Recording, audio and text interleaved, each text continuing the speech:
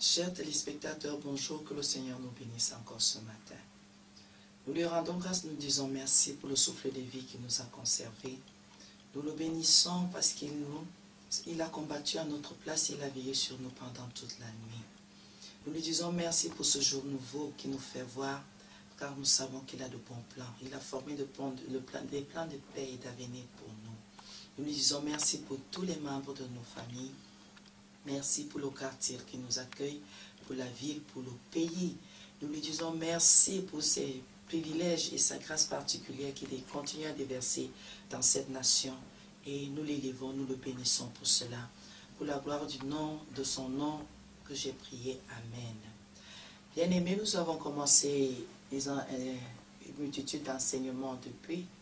Et nous constatons que tout doucement le Seigneur va nous éclairer, il va nous guider et il va soutenir quelqu'un d'entre nous. Et cet enseignement consiste toujours de parler de comment devenir chrétien. Oui, bien-aimé. La Bible, nous avons commencé précédemment, c'était sur le péché, c'est quoi? Et nous l'avons dit, c'est la violation de la loi divine, c'est la transgression, c'est la contestation, c'est le refus d'obéir à Dieu et d'en faire à sa tête. Aujourd'hui, nous allons parler quel est le problème avec le péché. C'est toujours de comment devenir chrétien, parce que certains ne comprennent pas pourquoi on leur demande de devenir chrétien. Ils se disent, mais comment? Je suis né de mon père et je suis né de ma mère, j'ai mes frères, j'ai mes sœurs, j'ai une grande famille, mon village et tout.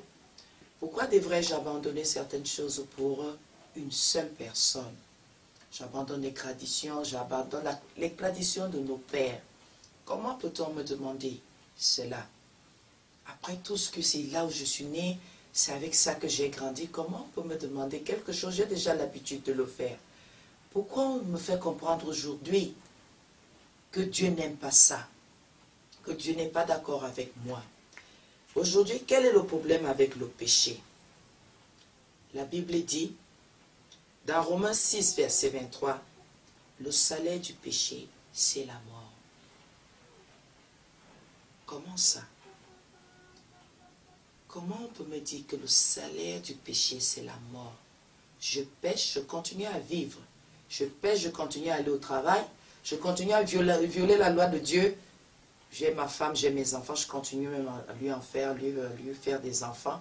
Je me lève tous les matins, je fais ce que j'ai à faire et on me fait comprendre que le salaire du péché, c'est la mort dans Romains 6, verset 23. Bien-aimé dans le Seigneur. Quand on parle de mort ici, c'est la séparation avec Dieu.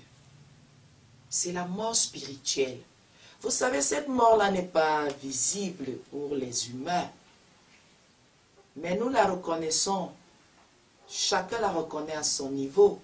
C'est pour cela que vous allez entendre quelqu'un dire, j'ai fait des études, mais tous les concours que je fais, je ne vois rien.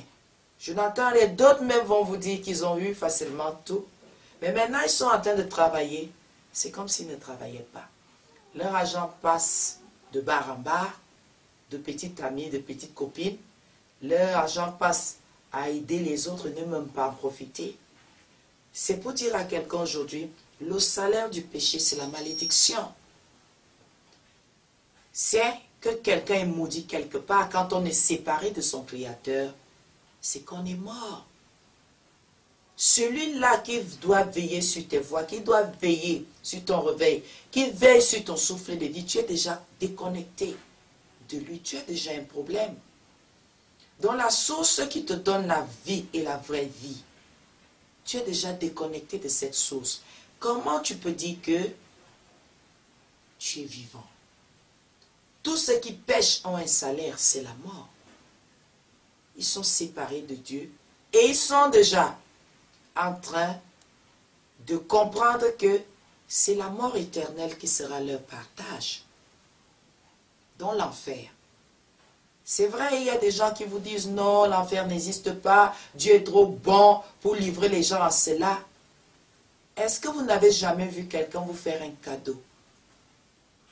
Un cadeau. Pour lui, ce cadeau-là est le plus beau cadeau du monde. Pourquoi? Peut-être c'était la seule somme d'argent qui lui restait. C'est tout ce qu'il avait qu'il a mis pour vous offrir ce cadeau. Et quand vous méprisez son cadeau, vous négligez son cadeau, il a mal. On a l'impression que vous lui avez arraché le cœur. C'est ce qui se passe avec le Seigneur. Son Fils est venu s'offrir. Il s'est offert. Il s'est donné en sacrifice pour nous. Et nous faisons comprendre au Seigneur que c'est minime, c'est minable. Ça ne veut rien dire. C'est pour cela que tous ceux qui pêchent, la Bible dit c'est l'âme qui pêche, c'est celle qui mourra. Le salaire du péché, c'est la mort. Romains 6, verset 23. Isaïe aussi parle de cela, Isaïe 59, verset 2. Isaïe nous dit, ce sont vos fautes qui ont fait séparation entre vous et votre Dieu. Ce n'est pas mon père. Mon père a sûrement fait des choses bonnes. Ce n'est pas ma mère. À un moment donné, la responsabilité nous revient.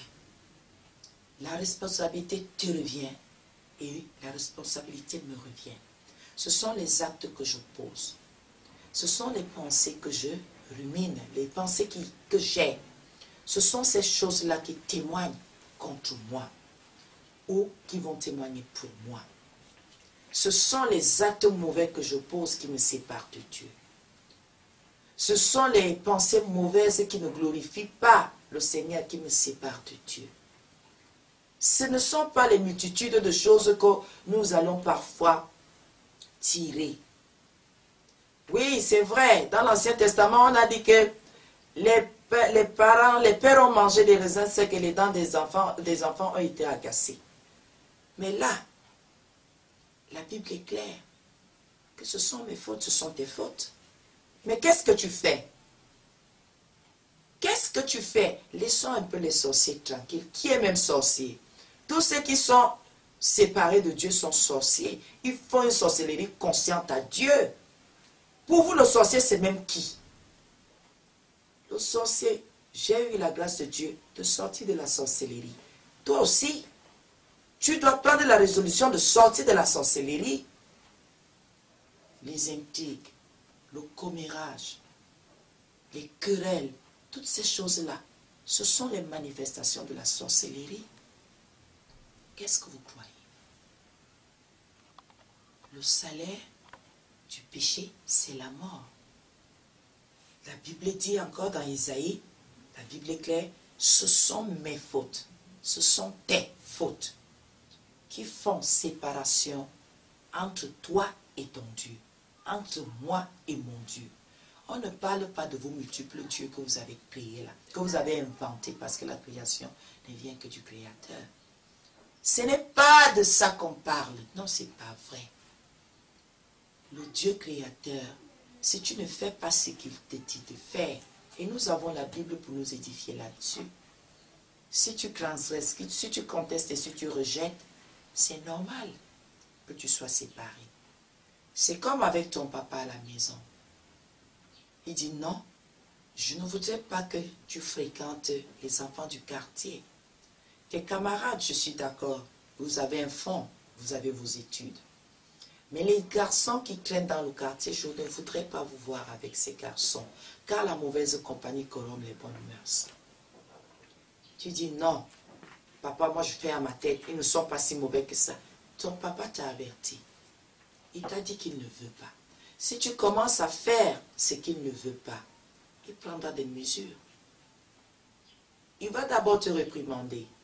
Il va te gronder. Après ça, il va prendre d'autres mesures. Il y aura sûrement des privations. Si vous continuez cette indiscipline, étant sous son toit, il ne vous parlera plus, vous resterez là. Vous êtes déjà séparés de votre père, puisque les instructions qu'il a, il ne peut plus vous les transmettre. Pourquoi? Vous êtes dans la rébellion, et dans la contestation, et dans le rejet. Le Seigneur n'est pas d'accord. Il est parfait. Et l'impureté et la souillure ne font pas partie de lui. Tout cela vient de son ennemi, Satan, le diable. Alors ne faisons pas comme si Pendant que tu es un adepte du diable, tu sers le diable, tu ne fais que faire ce que le diable te dit de faire. Et tu viens exiger des choses de Dieu. Tu es séparé de Dieu parce que tu es indiscipliné, insoumis, désobéissant. Tu ne veux pas te soumettre à sa volonté. Tu ne veux pas te soumettre à ses préceptes. Qu'est-ce que tu veux qu'il fasse? Lui, il est prêt à te recevoir si tu te repens. Il est prêt à te recevoir si tu reconnais ce que tu fais en mal. Mais si tu trouves que non, il exagère. Tous ceux qui trouvent que leurs parents exagèrent sont déjà dans la rébellion. Parce que s'il n'y a que mon papa, supposons qu'il n'y ait que mon papa sur terre, comment saurais-je que mon papa exagère? C'est parce que quelque part, je fréquente des enfants qui ont un laisser-aller que je viendrai dire à papa que tu exagères. C'est parce que je commence à avoir des préjugés par rapport à l'éducation que me donne mon papa que je dirais que papa exagère. Sinon, je n'ai pas à le dire. Et quand la Bible dit que ce sont vos fautes qui font séparation entre vous et votre Dieu, Ésaïe 59, verset 2, le péché conduit à la mort. Oui, le péché mène à la mort. Et c'est ça le gros problème des hommes. Ils banalisent cette affaire, ils philosophent dessus, ils raisonnent là-dessus. Le péché conduit. Tant que tu pêches, tu es sur le chemin de la mort. Tu as la mort en toi et tu vis dans la mort.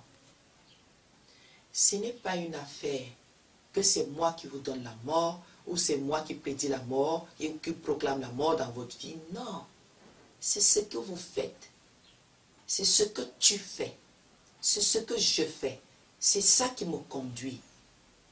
Parce qu'on ne peut pas entreprendre de faire quelque chose sans savoir quel est le but à atteindre quand on le fait. Il y a un but à atteindre dans tout ce que nous faisons, dans tout ce que nous pratiquons. Quand tu commences à contester la parole de Dieu, il y a un but que tu veux atteindre. Il y a le finish. Tu veux finir où? Qu'est-ce que tu veux faire exactement? C'est quoi l'accomplissement? Ton projet, c'est lequel? Parce que c'est ça le problème. Quand la Bible dit le péché conduit à la mort, la transgression de la loi divine conduit à la mort, le fait de désobéir au commandement du Seigneur conduit à la mort. Non, vous grammatisez, vous êtes toujours en train de vouloir grossir cela. La Bible dit quelque chose et vous trouvez que ce sont les hommes qui sont en train de grossir, que ce sont les hommes qui sont en train de vous embêter. Ils veulent vous effrayer. Quel est le but de la manœuvre de vous effrayer? C'est le fait que quelqu'un ait conscience qu'il est dans le mal. C'est ça qui l'effraie. Ce n'est pas le fait de lui faire comprendre que ce que tu fais, parce qu'on n'a pas le droit de vous juger, non, mais de juger vos agissements et les actes que vous posez et de juger vos paroles. Parce que la vie et la mort sont au pouvoir de la langue. Bien-aimé, c'est le péché qui est le gros du problème. C'est un gros problème pour les humains. Ils veulent justifier leurs fautes. Ils veulent justifier leurs erreurs. Ils veulent justifier le péché. Ça ne se justifie pas. Le Seigneur sait quand vous avez péché. Et tous ceux qui ont l'Esprit de Dieu savent quand est-ce que vous avez péché. Ils reconnaissent qu'ici, ce n'est pas ce que Dieu dit. Et quand ils vous reprennent, quand ils vous disent non, ce n'est pas ce que Dieu veut, vous leur renvoyez la parole en disant, toi-même tu es parfait. Par rapport à vous, s'il arrive déjà à discerner le bien du mal, il est mieux que vous. Parce qu'il sait déjà se garder lui-même. Il sait déjà s'abstenir. Oui, bien-aimé, notre Dieu est parfait.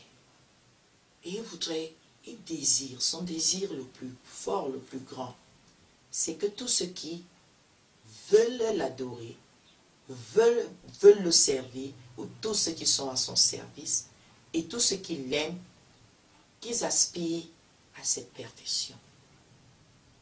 Qu'ils aspirent à être parfaits. C'est une aspiration. C'est un vœu. Et chacun d'entre nous doit garder cela dans son cœur. Dieu ne peut pas entretenir des relations avec des personnes impures. Arrêtez un peu de mentir. Arrêtez un peu. Regardez d'abord notre président de la République là, avant d'aller voir Dieu. Il traite avec n'importe qui. Est-ce qu'il accepte de l'audience? Les gens, il y a tellement de gens qui demandent les audiences. Est-ce que son cabinet accepte? Est-ce que c'est ceux qui sont autour de lui pour le protéger et pour filtrer ses rencontres, est-ce qu'ils acceptent? Si vous avez une très mauvaise réputation, ils n'accepteront pas que vous voyez le président. Et il faut une bonne raison pour le rencontrer. Bien-aimé, bien-aimé, pourquoi voulez-vous que notre Dieu, qui est parfait, accepte toutes les impuretés? Ce n'est pas une poubelle. Ce n'est pas la poubelle de ta maison. Tant que les choses n'ont pas pourri dans ta poubelle, tu ne sais pas qu'il faut il faut aller la vider. C'est une réalité. On met des choses dans la poubelle, on met. La poubelle peut faire 1 semaine, 2 semaines, voire 1 mois dans un coin de la cour. C'est parce qu'elle commence à embaumer la pourriture commence à embaumer toute la concession qu'on pense qu'il y a une poubelle quelque part qu'il faut vider. Est-ce que notre Dieu ressemble à notre poubelle? Tu sais qu'il ne veut pas que tu forniques, tu es dedans. Il ne veut pas que tu mentes, tu es dedans. Et tu mens. Tu ne veux pas t'arrêter. Et tu dis non, je finis, je vais aller me repentir. C'est ça la poubelle.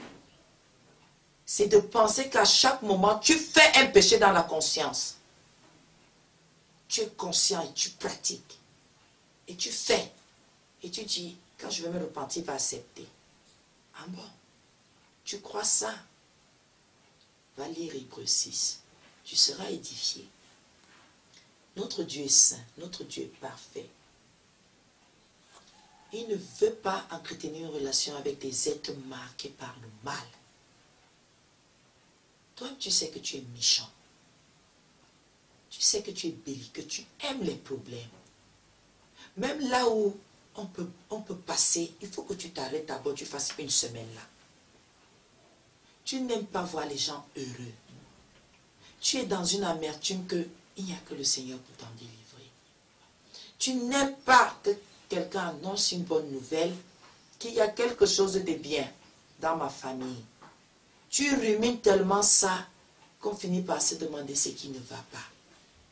Bien-aimé dans le Seigneur, le Seigneur ne peut pas entretenir une relation avec quelqu'un qui sort la nuit et qui arrache les sacs des gens. Dans la conscience, il se met dans un coin et il fait du mal. Avec, une femme qui sait bien que cet homme est marié, mais qui va le provoquer. Après, commence à tourmenter son ménage, commence à tourmenter sa maison. Et même si c'est l'homme qui est venu, dès que tu sais qu'il est marié, même s'il a tout pour te plaire, tout ce que tu attends, ne t'hasarde pas, abstiens-toi. Même si c'est lui qui te harcèle, tu lui dis que je suis de ces femmes-là qui veulent un homme pour elles, pas l'homme d'autrui. Même si tu es cet homme-là, ce jeune homme-là, qui préfère aller toucher au moment de tuer pour un vil gars, un gars sordide, abstiens-toi, dis non. Je suis enfant de Dieu, j'aspire à l'être, j'aspire à le devenir. Et abandonne. L'argent facilement gagné, vous croyez vraiment que c'est ce que Dieu veut? Toi, tu veux seulement être entretenu, tu ne veux pas travailler. Pendant que certaines femmes ont travaillé, bossé comme des malades avec leur mari, ils sont quelque chose aujourd'hui, toi tu viens t'accrocher, tu es un parasite. Et tu sais que Dieu n'est pas là-dedans, Dieu n'est pas d'accord avec toi, mais tu veux te justifier. Tu es un être humain marqué par le mal. Tu rumines le mal, tu vis dans le mal. Quelqu'un va me dire quoi? Je n'ai pas le droit d'être heureuse. Pour toi, le bonheur, c'est en faisant du mal à une femme qui dort mal. Une femme qui est anxieuse toute la nuit, qui rumine déjà aussi le mal, et toi tu jubiles parce que tu lui as transmis la méchanceté. Le Seigneur ne veut pas entretenir des relations avec des gens comme vous. Son vœu le plus cher, c'est que vous changez. C'est que vous revenez à des meilleurs sentiments. C'est que vous reconnaissez qu'il vous a aimé et il est venu mourir pour vous. C'est ce que Dieu veut. Il ne veut pas que vous restiez et que vous mouriez dans ça. Son amour est immense pour vous et il ne faut pas le chosifier, il ne faut pas le banaliser, il ne faut pas le piétiner. Bien-aimé, ce n'est pas ce que Dieu veut. Il ne veut pas de cela. Il veut entretenir une relation personnelle avec vous. Il veut une relation personnelle avec toi. Il veut une relation personnelle avec moi. Il veut te connaître et il veut te faire connaître sa pensée vis-à-vis de toi. Il veut que tu connaisses les plans qu'il a formés pour toi. Il veut que tu viennes et qu'il te transmette ces plans-là. Et qu'il te dise exactement ce qu'il veut de toi et ce qu'il veut, pour toi. Vous savez, bien aimé, ce n'est pas facile. De faire comprendre à quelqu'un que Dieu a d'autres plans que ce que lui, il a déjà établi. Ce que l'homme s'est assis pour établir, ce que tes parents ils ont tout établi, mais c'est ce que Dieu voulait. Et c'est ce que Dieu veut. Bien-aimé, Dieu veut entretenir une relation personnelle avec toi et moi. Et il ne peut pas à cause de ce que tu fais. À cause de tout le mal que tu fais là. À cause de ce que tu as dans ton cœur et que tu portes là et que tu ne veux pas abandonner. Les rancunes, les rancœurs, la haine, l'amertume. Il veut, mais tu ne lui permets pas. Toutes ces choses-là lui barrent le chemin. Il va aller à droite pour entrer dans ton cœur, zéro. Ton cœur est barricadé. Il va à gauche, zéro. Il va derrière, zéro. Devant, zéro. Tout est barricadé, scellé par la haine, les rancunes, les combats, les rivalités, les concurrences. Tout ça, c'est le mal. Le Seigneur, il cherche. Il est à la porte de ton cœur, il toque. Tu refuses d'ouvrir. Non, je ne peux pas laisser ça. Même si Dieu n'aime pas, je ne peux pas laisser tout le mal qu'on m'a fait. Non, je ne peux pas laisser. Tu ne peux pas laisser quoi? Est-ce que toi, tu n'as pas fait du mal aux gens?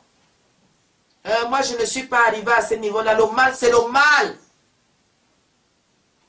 Tu es sûr que la personne que tu as blessée là n'était pas fragile au point de voir ce que toi tu crois là que les hommes ont fait une montagne. Rends-toi compte que cette personne aussi voit que c'est une montagne, ce que tu lui as fait. Non, je lui ai dit la vérité. Quelle vérité? Avec quel ton? Avec quelle façon tu as utilisé pour lui dire la vérité? Tu finis de bousiller le cœur de quelqu'un, tu dis que tu lui as dit la vérité. Quelle est la vérité là que tu dis à quelqu'un qui n'est pas juste? Tu es injuste et tu te permets de dire aux gens la vérité. Quelle vérité, mon frère? Quelle vérité, ma soeur? Ton cœur empêche que le Seigneur ait une relation personnelle avec toi. Et tu te permets de dire que toi tu dis la vérité aux gens. C'est pas vrai. C'est pas vrai. Si tu veux connaître la vérité, si tu veux dire la vérité, ouvre d'abord ton cœur à Christ. Sois bien disposé à recevoir son amour et accepter d'abandonner les rancunes, les rancœurs et la haine, les divisions. Si tu es déjà capable de le faire, gloire à Dieu. Si tu n'es pas encore capable, alors ne parle pas de la vérité que tu dis aux gens. Bien-aimé, quelle est la solution que le Seigneur propose donc? pour que cette séparation ne soit plus. Qu'est-ce qu'il nous propose? Il nous propose le Seigneur Jésus. Oui, bien-aimé. C'est par le Seigneur Jésus que nous pouvons avoir une relation personnelle avec le Seigneur. Sans le Seigneur Jésus, on ne peut rien. Il ne faut pas mentir. Ce n'est pas par Marie, je vous le dis toujours. Laissez la maman de Tuyi tranquille. Toi, tu n'utilises pas ta mère pour aller voir le président. Pourquoi? Pour aller rencontrer les gens dans les bureaux. Pourquoi? Va avec ta mère. Qu'elle se présente en disant, voici mon fils et qu'on te reçoive. Va avec ta mère, on voit. C'est elle qui t'a accouché, non? Elle a accouché un diplômé. Elle a accouché, elle a mis au monde quelqu'un qui est devenu commissaire. Mais pourquoi tu demandes les 2 audiences? Envoie ta mère. Passe par ta mère pour avoir accès aux gens à qui tu veux, des gens que tu veux rencontrer là. Demande à ta mère d'aller demander l'audience à ta place. D'aller intercéder. D'aller parler pour toi, d'aller intervenir pour toi. Le jour que vous allez comprendre, j'espère qu'il ne sera pas trop tard. Et vous qui vous permettez de dire les anges, quel ange? Quel ange? Le Seigneur envoie les anges travailler pour nous. Il dit, tel, toi, va intervenir, va faire ceci. Et vous me dites, au lieu de parler à celui qui commande aux anges de venir travailler pour moi, je parle aux anges. Quelle est la relation que j'ai avec les anges?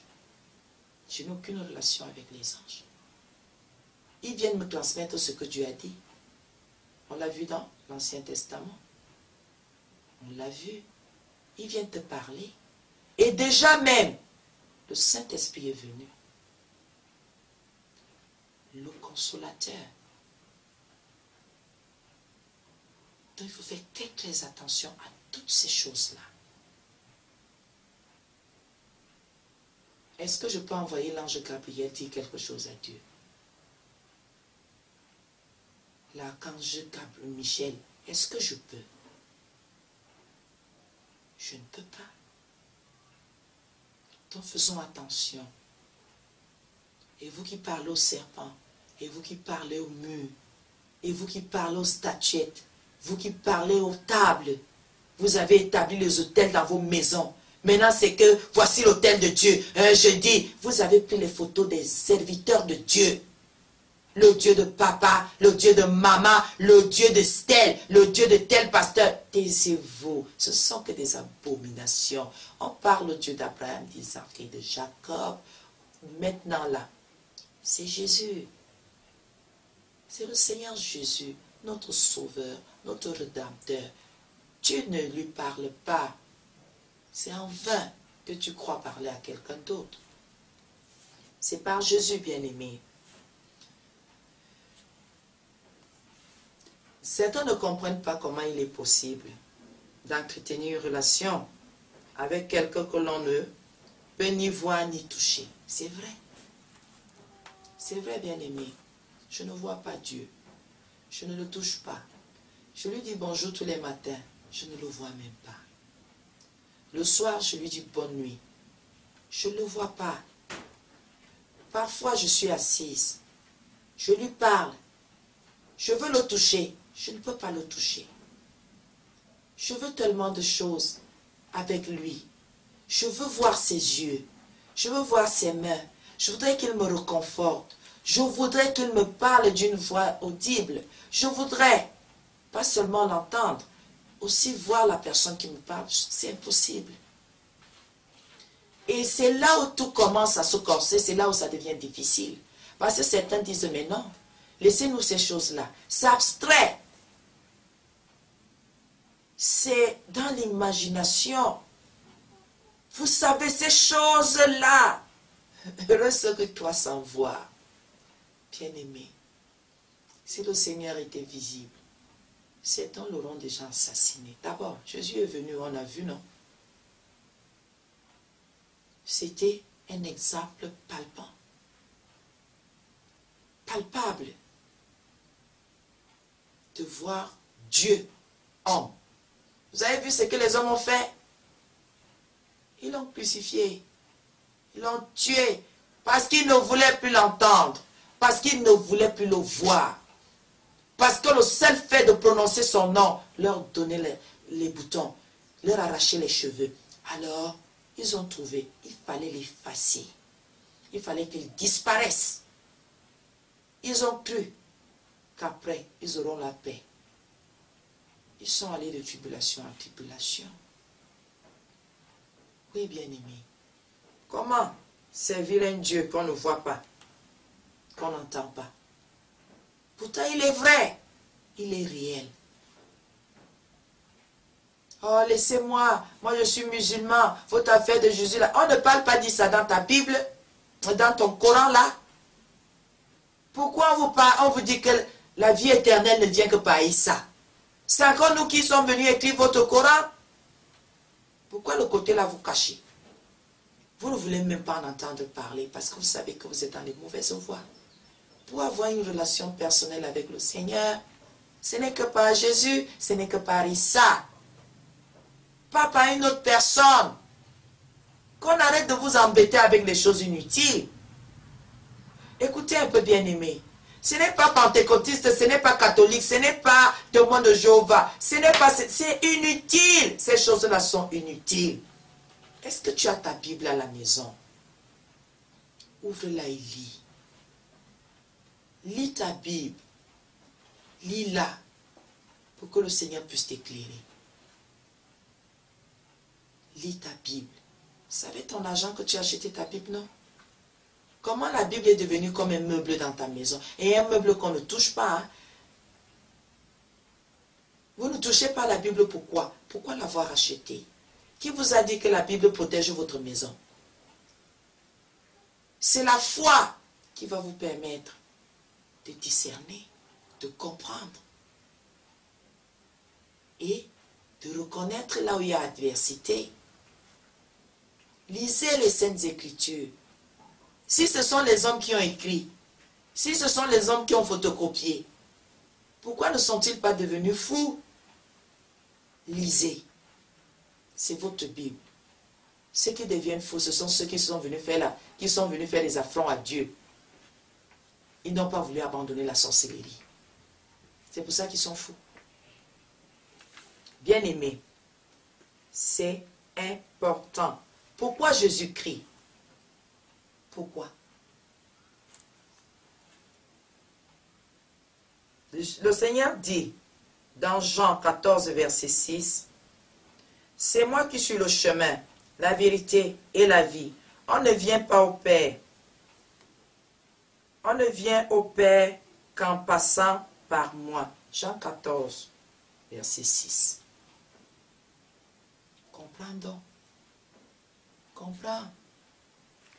C'est moi qui suis. C'est Jésus qui dit. Je sais qu'il y a des parents qui vous disent qu'ils sont vos dieux. Il n'y a pas de problème. Mais c'est un blasphème. Le papa reste papa. Il n'est pas Dieu. Ce n'est pas lui qui vous a créé. Le Seigneur vous l'a utilisé comme un vase pour que vous veniez au monde. Mais ce n'est pas lui votre Dieu. Ce n'est pas lui. Il est un conducteur. Tous les parents sont des conducteurs. Ils doivent vous amener à Christ. Ils doivent vous amener à Dieu. Mais étant incapable d'assumer cette responsabilité, ils se lèvent et s'autoproclament Dieu. Pourquoi? Si eux ils sont Dieu, ce sont eux qui nous ont créés. Non, c'est faux. C'est un blasphème et c'est un mensonge. Ils ne sont pas des dieux. Jamais. Ils ne se sont pas créés eux-mêmes. Ils ne sont pas omniprésents, omnipotents, omniscients, ignables. C'est faux. Cela ne vient que...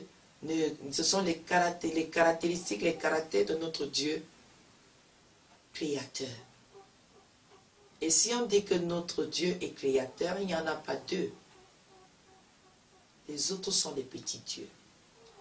Jésus-Christ dit qu'il est le chemin, la vérité et la vie. Nul ne peut aller au Père qu'en passant par lui. C'est l'ascenseur. Ce sont les escaliers. Tu ne peux pas, tu ne pourras jamais. Parlez tout ce que vous voulez parler. Mais reconnaissez, lisez Jean 14, verset 6. Reconnaissez au moins la vérité. Que tout ce que nous faisons n'est que mensonge. Pourquoi Jésus? Si tu n'acceptes pas Jésus comme Seigneur et Sauveur de ta vie personnelle, tu ne peux pas avoir de relation avec Dieu. Marie n'est pas morte pour nous. Elle n'a pas versé son sang. Aucun pasteur n'a pu verser son sang pour l'humanité, pour les justes et les injustes. Ta mère et ton père ne l'ont pas fait. Ils sont même incapables de te donner un rein. Si on me demande que tu as une maladie, on leur demande de donner. Ils donnent facilement le sang parce qu'ils savent que le sang se renouvelle. Avec des vitamines, ça donne. Mais bien aimé, la réalité c'est que quelqu'un a accepté de se faire flageller, de se faire chosifier, de se faire maltraiter. Pour toi qui ne mérites même pas ça. Tu ne mérites pas que quelqu'un meure pour toi. Pourquoi il est venu souffrir? Par amour. Ça ne se comprend pas, n'est-ce pas? Parce que quelqu'un t'aime, il vient mourir pour toi. Ça ne se comprend pas pour tous ceux qui ne savent pas ce que c'est que l'amour de Dieu et qui ne veulent pas comprendre.